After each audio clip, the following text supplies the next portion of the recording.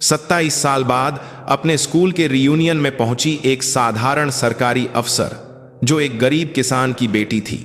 सफलता के नशे में चूर उसके दोस्त इंतजार ही कर रहे थे कि कब उसका मजाक उड़ाएं। खासकर एक दोस्त के पति ने, जो खुद को भारत के रक्षा उद्योग का नया सितारा समझता था, उसे सबके सामने एक दकियानूसी फौजी अफसर कहकर अपमानित किया। लेकिन जब यह खुलासा हुआ कि जिस हजारों करोड़ के रक्षा प्रोजेक्ट को पाने का वह दंभ भर रहा था, उसकी सर्वेसर्वा वही महिला है, तो महफिल में सन्नाटा छा गया। उस महिला ने बहस करने के बजाय कानून और सिद्धांतों की सबसे ठंडी और क्रूर तलवार से उस आदमी की पूरी जिंदगी को कानूनी तौर पर तबाह कर दिया। नई दिल्ली स्थित रक्षा मंत्रालय का सेना भवन, यह विशाल इमारत जहां असली गोलियों की जगह फाइलों और बजट की जंग लड़ी जाती थी, एक खामोश युद्ध का मैदान था। लंबी दूरी की हवा से सतह पर मार करने वाली मिसाइल की खरीद का कार्यक्रम, जिसे प्रोजेक्ट गरुड़ का नाम दिया गया था, की अंतिम समीक्षा बैठक चल रही थी। मोटी साउंड प्रूफ दीवारों के पार भी बर्फीला तनाव महसूस किया जा सकता था। हजारों करोड़ के बजट और देश के भविष्य की हवाई सुरक्षा दांव पर लगी थी, और इस प्रोजेक्ट की प्रमुख थीं रक्षा मंत्रालय के मिसाइल सिस्टम विभाग की अध्यक्ष ब्रिगेडियर मीरा सिंह राठौड़। अग्नि डिफेंस द्वारा प्रस्तुत अंतिम प्रस्ताव में मुख्य प्रौद्योगिकी हस्तांतरण के बिंदु पर अभी भी अमेरिकी निर्यात नियंत्रण अधिनियम के साथ टकराव की गंभीर संभावना है। हम इस जोखिम को नजरअंदाज नहीं कर सकते। मीरा की आवाज शांत थी, लेकिन कॉन्फ्रेंस टेबल पर बैठे 10 से ज्यादा अधिकारियों और शोधकर्ताओं के माथे पर पसीना आ गया। उनकी पकड़ हमेशा सुई की तरह नुकीली होती थी, और वह कभी भी भावनाओं या बाहरी दबाव में नहीं झुकती थीं। उन्होंने लड़ाकू वर्दी की जगह सलीकेदार वर्दी पहनी थी, लेकिन उनके कंधे पर चमकते एक सितारे का वजन सीमा पर एक पूरी टुकड़ी की कमान संभालने वाले कमांडर से कम नहीं था। उन्होंने अपने सैन्य जीवन का अधिकांश समय युद्ध के मैदान के बजाय नीति, योजना और हथियार खरीद के क्षेत्र में बिताया था। ऑफिसर्स ट्रेनिंग अकादमी ओटा से होने के बावजूद उन्हें गैर लड़ाकू प्रशासनिक शाखा चुनने के कारण अनगिनत पूर्वाग्रहों का सामना करना पड़ा था। लेकिन संख्याओं पर अपनी अद्भुत पकड़ और जटिल हितों के जाल को समझने की अपनी अंतर्दृष्टि से उन्होंने अपना एक अलग रास्ता बनाया, और आखिरकार वह भारतीय सशस्त्र बलों के हथियार प्रणालियों की देखरेख करने वाले एक प्रमुख पद पर पहुंची। इस पद पर पहुंचने वाली पहली और सबसे कम उम्र की महिला। जब बैठक समाप्त होने वाली थी, उनका निजी स्मार्टफोन हल्के से वाइब्रेट हुआ। यह राजकीय विद्यालय अलवर बैच 1998 के रीयूनियन का नोटिफिकेशन था। राजस्थान के एक छोटे से कस्बे अलवर में स्थित वह स्कूल, जो अब बंद हो चुका था और नक्शे पर भी धुंधला पड़ गया था, उस नाम ने एक पल में उस भयानक गरीबी, फटे हुए कंबलों की चुभन और उन ठंडी नजरों को याद दिला दिया जो उसे कीड़े की तरह देखती थीं। वह अतीत जिसे वह पूरी तरह से भूल चुकी थी, या यूं कहें कि जानबूझकर दफन कर दिया था, 27 साल बाद सतह पर आ गया था। मैम, अग्नि डिफेंस के साथ अंतिम बातचीत कैसे करें? एक अधिकारी के सवाल ने मीरा को वापस वर्तमान में ला खड़ा किया। उन्होंने बिना किसी हिचकिचाहट के स्क्रीन की ओर इशारा किया। हम सिद्धांतों पर चलेंगे। उन्हें आधिकारिक तौर पर सूचित करें कि यदि वे आज उठाए गए सभी मुद्दों के लिए स्पष्ट कानूनी और तकनीकी समाधान प्रस्तुत नहीं कर पाते हैं, तो उन्हें इस अनुबंध की दौड़ से बाहर कर दिया जाएगा। राष्ट्रीय सुरक्षा कोई समझौता नहीं है, यह एक दृढ़ निर्णय था। बैठक में मौजूद हर कोई उनकी निर्णय क्षमता से अभिभूत था। लेकिन बैठक खत्म होने के बाद अपने खाली दफ्तर में अकेली बैठी मीरा का मन एक अनजाने बवंडर में घिर गया था। हजारों करोड़ का बजट संभालने वाली ब्रिगेडियर मीरा सिंह राठौड़ भी रीयूनियन जैसे शब्द के आगे एक 18 साल की घायल लड़की बन गई थी। मीरा की किशोरावस्था धूल और गरीबी की यादों से भरी थी। उनके पिता, जो एक किसान थे, कपास की खेती में भारी कर्ज में डूब गए और बीमार पड़ गए। उनकी मां पास के कस्बे में साप्ताहिक बाजार में सब्जियां बेचकर किसी तरह घर चलाती थीं। मीरा के लिए बाहर निकलने का एकमात्र रास्ता पढ़ाई थी। वह हमेशा स्कूल में अव्वल आती थीं, लेकिन गरीब होशियार लड़की का ठप्पा हमेशा उनके साथ लगा रहा। इस सब के केंद्र में थी रिया कपूर, जो दिल्ली से ट्रांसफर होकर आई थी। उसके पिता एक वरिष्ठ IAS अधिकारी थे, जो कुछ समय के लिए अलवर में तैनात हुए थे। अपने फैशनेबल कपड़ों और अमीर घराने की पृष्ठभूमि के कारण रिया जल्द ही बच्चों के बीच रानी बन गई और उसका सबसे आसान शिकार थी मीरा। रिया का तंग करना चालाक और क्रूर था। मीरा, यह ड्रेस मेरी माँ ने दिल्ली के खान मार्केट से खरीदी है, तुमने कभी ऐसी चीज पहनी भी है? कहकर वह अक्सर उसे नीचा दिखाती थी। जिस दिन मीरा स्कूल की फीस नहीं दे पाती थी, वह सबके सामने चिल्लाती, सर, लगता है आज मीरा भूखी रहेगी, क्या मैं इसके पैसे दे दूं? यह हमदर्दी के वेश में एक गहरा अपमान था। सबसे दर्दनाक याद ग्रेजुएशन एल्बम की शूटिंग वाले दिन की थी। सब लोग ब्यूटी पार्लर से तैयार होकर और नए कपड़े पहनकर आए थे, लेकिन मीरा ने वह ड्रेस पहनी थी जो उसकी माँ ने शहर के बाजार से सबसे अच्छी कहकर खरीदी थी, लेकिन वह बुरी तरह से आउट ऑफ फैशन थी। उसे देखकर रिया ने अपने दोस्तों को इकट्ठा किया और खिलखिलाकर हंसी। दोस्तों, मीरा के कपड़े देखो, बिल्कुल मेरी दादी की अलमारी से निकाले हुए लग रहे हैं, है ना? कितनी देहाती है। उस दिन मीरा ने कसम खाई थी, वह इस जगह को छोड़कर एक ऐसी इंसान बनेगी जहां कोई भी उससे बुरा बर्ताव करने की हिम्मत न कर सके। वह धूल भरे छोटे से गांव में नहीं, बल्कि भारत के दिल्ली में अपनी ताकत पर खड़ी होगी। उसने जी जान लगाकर पढ़ाई की और ऑफिसर्स ट्रेनिंग अकादमी ऑटा में चुनी गई। ग्रेजुएशन समारोह में जब वह सर्वश्रेष्ठ कैडेट के रूप में भाषण दे रही थी, रिया ने उसे देखकर मजाक उड़ाया। फौज में जाकर अपनी जिंदगी बर्बाद करेगी। वह उनकी आखिरी मुलाकात थी। पिछले 27 सालों में मीरा ने कभी पीछे मुड़कर अलवर की तरफ नहीं देखा था। काम के बाद दिल्ली के बाहरी इलाके में स्थित उसका अपार्टमेंट मीरा के लिए एकमात्र शांति की जगह थी। उसके पति समीर वर्मा एक इतिहासकार थे। वह बहुत दिखावा करने वाले व्यक्ति नहीं थे, लेकिन अपनी गर्मजोशी, बुद्धिमत्ता और सहानुभूति से वह हमेशा मीरा के सुरक्षा कवच को पिघला देते थे। क्या हुआ? तुम्हारे माथे पर आज सामान्य से 3 ज्यादा लकीरें हैं? स्टडी रूम में किताब पढ़ते हुए समीर ने अपना चश्मा ठीक करते हुए पूछा। मीरा ने चुपचाप रीयूनियन नोटिफिकेशन वाला फोन उसे थमा दिया। समीर ने उसे पढ़ा और अपनी पत्नी के तनावग्रस्त चेहरे को देखा। ओह, रिया कपूर, वही नाम जिसके बारे में तुम कभी कभी नींद में बड़बड़ाती हो। 27 साल हो गए, फिर भी तुम्हारा दिल इतनी जोर से धड़क रहा है। लगता है मैं भी काफी छोटी सोच की हूं। समीर अपनी जगह से उठा और मीरा के कंधे दबाने लगा। उसके हाथों का स्पर्श हमेशा गर्म और कोमल होता था। यह छोटी सोच नहीं है, बस घाव अभी तक भरा नहीं है। मैं जानता हूं कि तुम्हारी किशोरावस्था कैसी थी। अगर तुम नहीं जाना चाहती तो मत जाओ। तुम अब उस मुकाम पर नहीं हो जहां तुम्हें ऐसे लोगों के सामने खुद को साबित करने की जरूरत पड़े। पति की बातों से उसे अच्छा लगा, लेकिन मीरा ने सिर हिलाया। नहीं, इस बार मैं जाना चाहती हूं। इससे बचना ही इस बात का सबूत है कि मैं अभी भी उस समय में फंसी हुई हूं।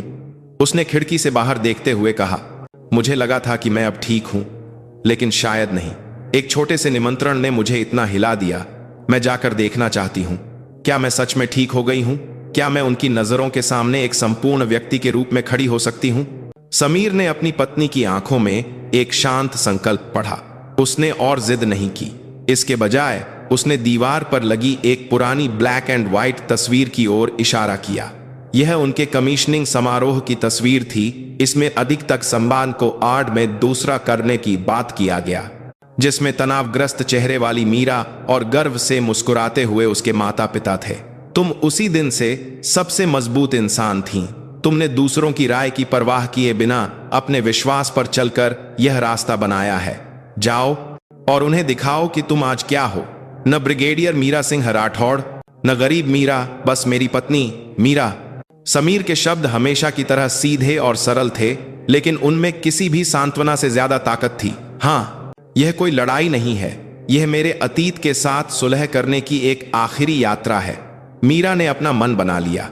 रियूनियन की जगह साउथ दिल्ली का एक प्राइवेट लाउंज था। मीरा ने अपनी अलमारी के सामने कुछ देर सोचा, लेकिन अंत में उसने एक काले रंग का फॉर्मल जैकेट और पैंट चुना, जिसे वह अक्सर आधिकारिक कार्यक्रमों में पहनती थी। उसके लिए कपड़े खुद को व्यक्त करने का साधन नहीं, बल्कि काम का एक उपकरण थे। क्या यह बहुत ज्यादा औपचारिक नहीं लगेगा? बिल्कुल नहीं। यह तुम पर सबसे ज्यादा जंचता है। अनावश्यक चीजों के बिना, केवल अपने सार से ही शक्तिशाली और सुंदर। यह तुम्हारे कवच की तरह है। समीर की बात पर मीरा हल्के से मुस्कुराई। हाँ, यह मेरा कवच है, एक अदृश्य कवच जिसने 27 साल तक मेरी रक्षा की है। कार्यक्रम स्थल की ओर जाते हुए मीरा ने जानबूझकर प्रोजेक्ट गरुड़ से संबंधित रिपोर्ट पढ़नी शुरू कर दी। जटिल संख्याओं और डेटा पर ध्यान केंद्रित करने से अतीत की चिंता धीरे धीरे कम होने लगी। वह एक सैनिक थी जो युद्ध के मैदान में जा रही थी, और आज का युद्ध का मैदान तेज रोशनी और झूठी मुस्कुराहटों से भरा साउथ दिल्ली का वह लाउंज था। उसने एक गहरी सांस ली। लाउंज में प्रवेश करते ही मीरा को लगा जैसे वह किसी दूसरे ग्रह पर आ गई हो। हवा में महंगी शराब की महक, ब्रांडेड लोगो और एक दूसरे की दौलत का अंदाजा लगाती गुप्त निगाहें तैर रही थीं। उसे सबसे पहले क्लास मॉनिटर पल्लवी ने पहचाना। एक प्लास्टिक सर्जन से शादी करके एक अमीर गृहिणी का जीवन जी रही पल्लवी ने मीरा को ऊपर से नीचे तक देखा और फिर बनावटी उत्साह से कहा, अरे मीरा, तुम बहुत दिनों बाद दिखी, लेकिन तुम वैसी की वैसी हो। सजने संवरने का तो तुम्हें बिल्कुल शौक नहीं है। वैसी की वैसी शब्द में 27 साल पहले वाली ही कड़वाहट छिपी थी। मीरा ने फीकी मुस्कान के साथ सिर हिलाया। जल्द ही कुछ और दोस्त इकट्ठा हो गए। उनकी बातचीत के विषय वही थे, पति का पेशा, बच्चों का इंटरनेशनल स्कूल, नई खरीदी हुई BMW और शेयर बाजार से होने वाला मुनाफा। उनकी बातों में मीरा पूरी तरह से एक अदृश्य इंसान थी। ऐसा कोई विषय नहीं था जिसमें वह शामिल हो सकती थी। मीरा आजकल क्या करती है? अभी भी अलवर में है क्या? नहीं, सुना है कोई सरकारी नौकरी करती है, शायद कोई क्लर्क वगैरह, पेंशन के लिए कर रही होगी। कानों में फुसफुसाहट सुनाई दे रही थी। वे मीरा के पेशे को एक उबाऊ और कम पैसे वाली नौकरी मान रहे थे। मीरा ने कोई जवाब नहीं दिया और खिड़की के पास जाकर रात का नजारा देखने लगी। शहर की चकाचौंध रोशनी उसके जीवन की दुनिया को और भी अलग बना रही थी। तभी लाउंज के प्रवेश द्वार पर हलचल हुई और सबकी निगाहें उस ओर टिक गईं। इंस्टाग्राम पर 3 लाख अलग साफ तारीख ला रही थी। इंस्टाग्राम पर 3 लाख तारीख ला रहे फॉलोअर्स वाली एक पावर इन्फ्लुएंसर और आज की महफिल की जान रिया कपूर ने प्रवेश किया था। 27 साल का समय रिया पर बेअसर था। वह अब भी आकर्षण का केंद्र थी। उसने सब्यसाची की एक नई साड़ी पहनी थी और हाथ में लापरवाही से एक हर्मीस बर्किन बैग लटका रखा था। उसके बच्चे विदेश में पढ़ते थे और वह खुद पिलेट्स, लंच पार्टियों और विदेश यात्राओं में अपना समय बिताती थी। उसका जीवन बाकी दोस्तों के लिए एक सपना था। रिया, तुम आ गई। तुम जहां भी जाती हो किसी सेलिब्रिटी की तरह लगती हो। दोस्त चापलूसी करते हुए उसके चारों ओर इकट्ठा हो गए। रिया एक अभ्यस्त मुस्कान के साथ उनका अभिवादन स्वीकार कर रही थी जब उसकी नजर खिड़की के पास अकेली खड़ी मीरा पर पड़ी। रिया के होठों पर सांप जैसी ठंडी मुस्कान फैल गई। वह जानबूझकर मीरा के पास गई। अरे, यह कौन है? मीरा सिंह, तुम यहां कैसे आ गई? रीयूनियन की फीस दी है या नहीं? पहला वाक्य ही एक खुला अपमान था। आसपास की हवा ठंडी हो गई। मीरा ने धीरे धीरे मुड़कर रिया का सामना किया। बहुत दिनों बाद मिली, रिया। हाँ, लेकिन तुम्हारी जिंदगी मुश्किल लग रही है। चेहरा कितना मुरझा गया है। सरकारी नौकरी की तनख्वाह ही कितनी होती होगी। मेरे पति की कंपनी तो अब नैस्डैक में लिस्ट होने की तैयारी कर रही है। तुम पूरी जिंदगी में उतना नहीं कमा पाओगी जितना मेरे पति एक दिन में स्टॉक मार्केट से कमा लेते हैं। उसने मीरा के साधारण कपड़ों को घृणा से देखा। और ये क्या पहना है? किसी की शोक सभा में आई हो क्या? आज का ड्रेस कोड लग्जरी था, पता नहीं था?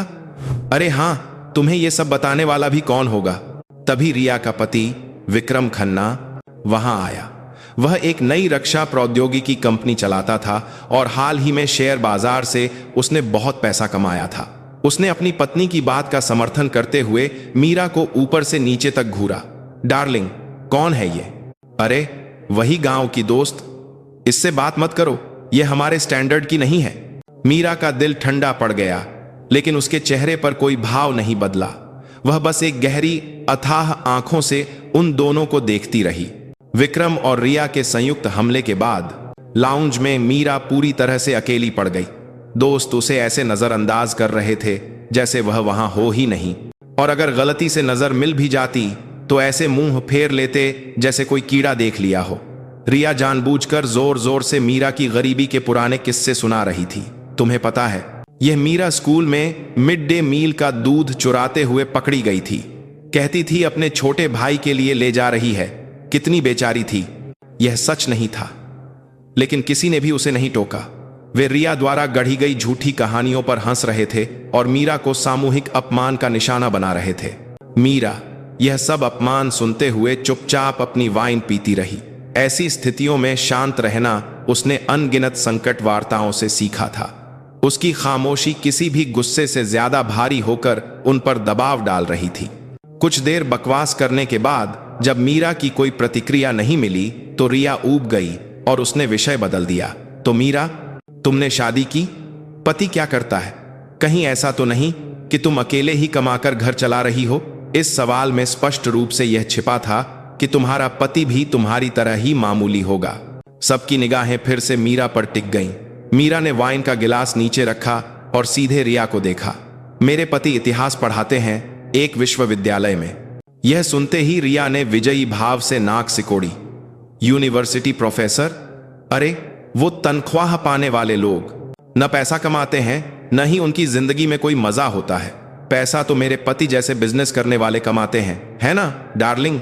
विक्रम ने गर्व से अपनी पत्नी के कंधे पर हाथ रखा।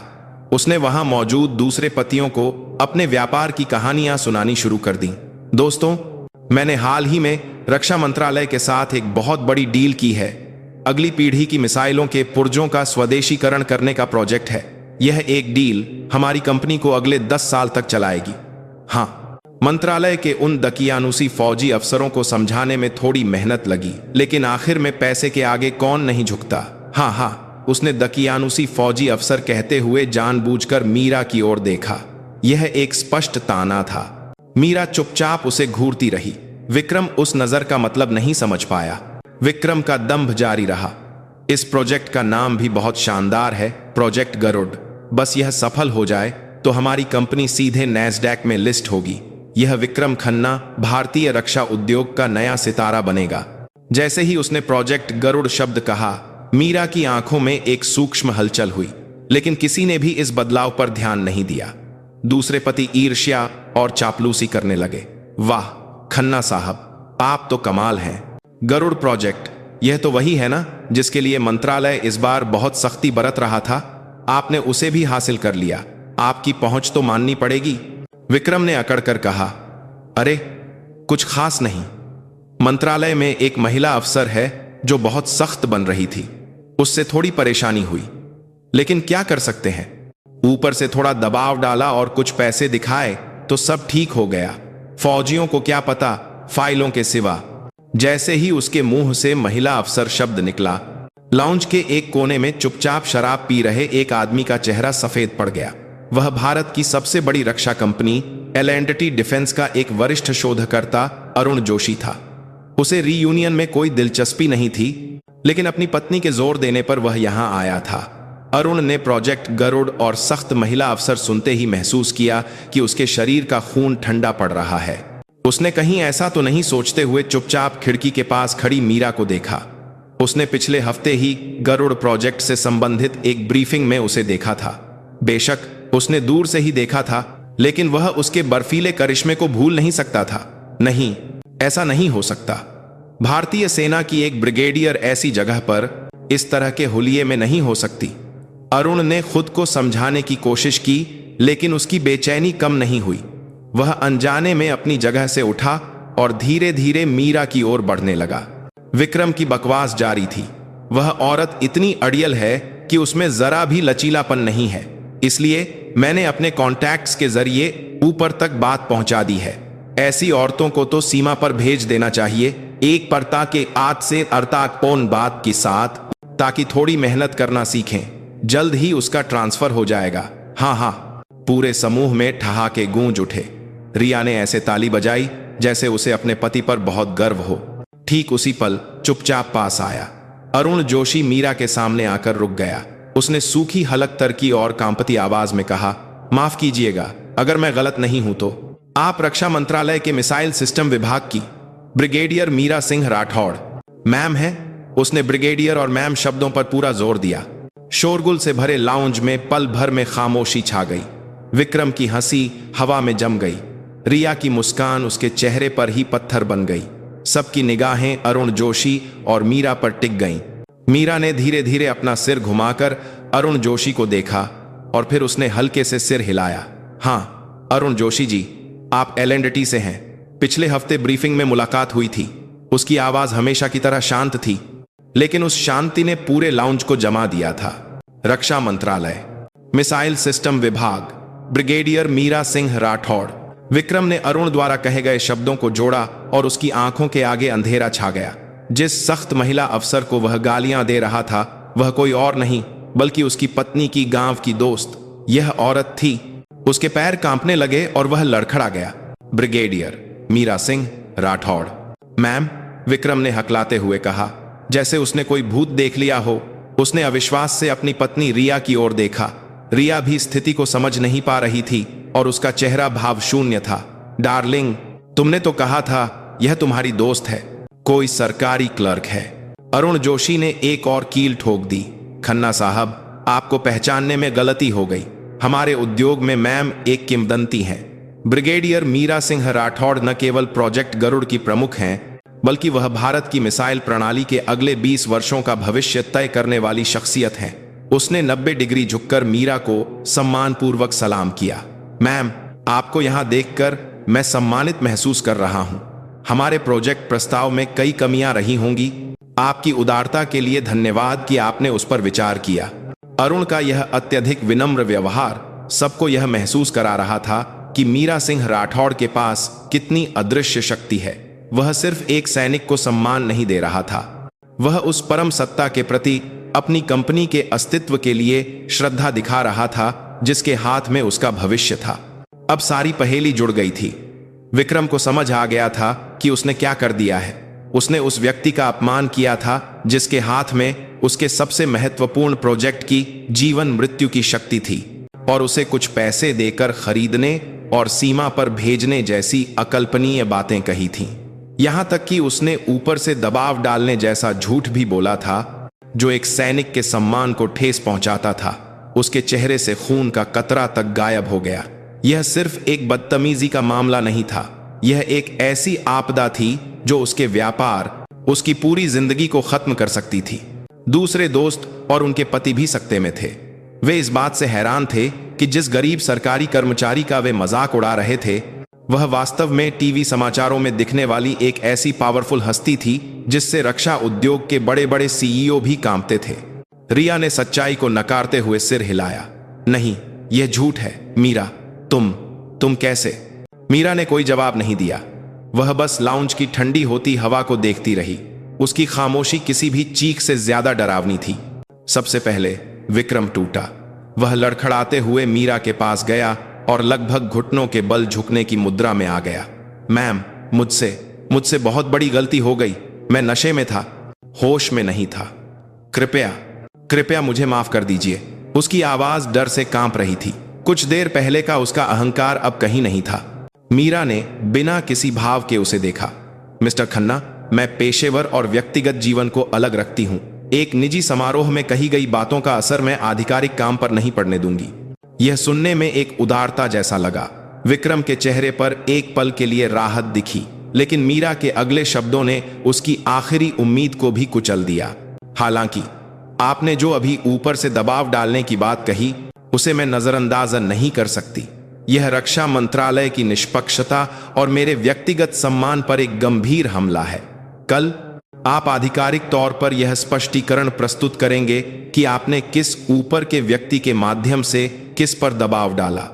इसके अलावा मैं प्रोजेक्ट गरुड़ में शामिल सभी कंपनियों पर बाहरी दबाव और लॉबिंग की गतिविधियों की जांच के लिए एक व्यापक विशेष ऑडिट का आदेश दूंगी। और हां, शुरुआत आपकी कंपनी अग्नि डिफेंस से होगी।